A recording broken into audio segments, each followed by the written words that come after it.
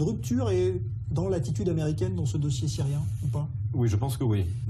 Parce que d'abord, Trump ne se sent pas du tout obligé par l'ONU. Et puis je vous rappelle que depuis maintenant 2 ans, Vladimir Poutine intervient en Syrie sans avoir évidemment demandé l'autorisation de l'ONU. Donc si Trump intervient, il ne se gênera pas effectivement. On sait très bien qu'aujourd'hui, en dépit de la fin de la guerre froide, après laquelle il y avait tellement d'espoir sur le fonctionnement du Conseil de sécurité qui était bloqué entre les Russes et les Américains, en réalité, on s'aperçoit aujourd'hui que les gros dossiers ont toujours été traités de façon unilatérale depuis la fin de la guerre froide.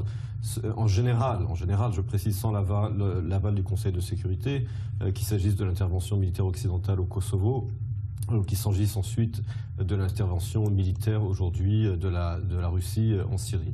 Donc il est évident aujourd'hui que Trump n'aura pas de toute façon de résolution au Conseil de sécurité, puisque Poutine mettra son veto à toute résolution dont la conséquence serait une intervention militaire contre Assad.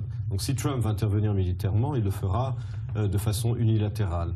Est-ce qu'il pourra se permettre de le faire? Oui, parce que Poutine lui-même se permet de le faire, et qu'il pourra également présenter... C'est dangereux quand même, parce qu'il y a l'aviation russe en Syrie, oui, ça peut... C'est dangereux sur le plan militaire, pas sur le plan diplomatique ou juridique, je dirais, puisque le précédent a déjà existé. J'ai parlé du Kosovo, j'ai parlé de l'intervention russe en Syrie. Donc de toute façon, il y a déjà eu des précédents, et ce n'est pas à Vladimir Poutine maintenant de faire la leçon sur le droit international après ce qu'il vient de faire, ce qu'il fait depuis 2 ans en Syrie. Alors effectivement, comme vous l'avez dit, la conséquence peut être dangereuse sur le plan militaire. Et là, il faudra effectivement une coordination préalable entre les États-Unis et la Russie. On sait que le ministre des Affaires étrangères américain, le secrétaire d'État, va être à Moscou la semaine prochaine. Donc on imagine qu'il va parler de cela également.